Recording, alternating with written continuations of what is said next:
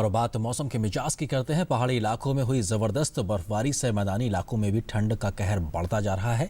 शीतलहर ने मैदानी इलाकों में ठिठुरन को बढ़ा दिया है, तो कोहरे और धुंध से चलते आम जीवन खासा प्रभावित हुआ है। कोहरे के चलते सड़क और हवाई यातायात पर भी खासा प्रभाव पड़ा है। पहाड़ों पर गिरती बर्फ मैदानों में सर्दी का सितम बढ़ा रही है। जम्मू कश्मीर, हिमाचल प्रदेश और उत्तराखंड के तमाम इलाकों में जमकर बर्फबारी हो रही है, जिसका फायदा पर्यटक उठा रहे हैं। लेकिन इसकी वजह से उत्तर भारत के तमाम राज्यों में सर्द हवाएं चल रही हैं। दिल्ली में सोमवार की सुबह बेहद सर्द रही और लोगों को बर्फीली हवाओं का सामना करना पड़ा। सोमवार को न्यूनतम तापमान सामान्य से 3 डिग्री कम 6 डिग्री सेल्सियस दर्ज किया गया। काफ़ी ठंड हो रही है यहाँ पे और टेम्परेचर भी करीबन 60 ठंड है, काफ़ी है, 6 डिग्री के करीब पहुँच गया। पहाड़ी इलाकों में बर्फबारी से उत्तर प्रदेश में भी ठिठुरन भरी सर्दी शुरू हो गई है। समूचे प्रदेश में गलन और ठिठुरन भरी सर्दी शुरू हो गई है। पिछले 24 घंटों के दौरान राज्य के विभिन्न हिस्सों में तापमान में गिरावट का सिलसिला जारी रहा।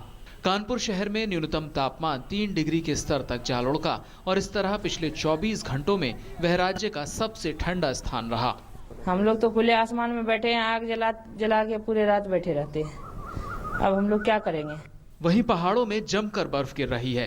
हिमाचल प्रदेश के ऊंचे पहाड़ी क्षेत्रों में ताजा बर्फबारी और मध्यम तथा कम ऊंचाई वाली पहाड़ियों में धुंध तथा कोहरे के कारण पूरे राज्य में ठंड बढ़ी है। वहीं जम्मू कश्मीर के लेह में न्यूनतम तापमान 0 से 12 डिग्री सेल्सियस नीचे दर्ज किया गया। श्रीनगर में भी रात का तापमान काफी नीचे पहुंच गया। हरियाणा और पंजाब राज्यों में भी तापमान कम हुआ है और ठंड का प्रकोप बढ़ा है।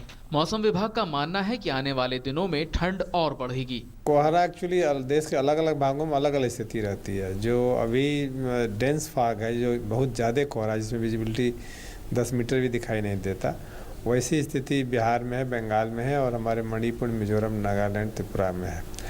बाकी मॉडरेट फॉग हमारे वेस्ट यूपी में और दिल्ली और आसपास एरिया में हो रहा है, जो कि जल्दी लिफ्ट हो रहा है और इसमें थोड़ा इम्प्रूवमेंट है। अगले 3 दिन तक इसमें इम्प्रूवमेंट होगा।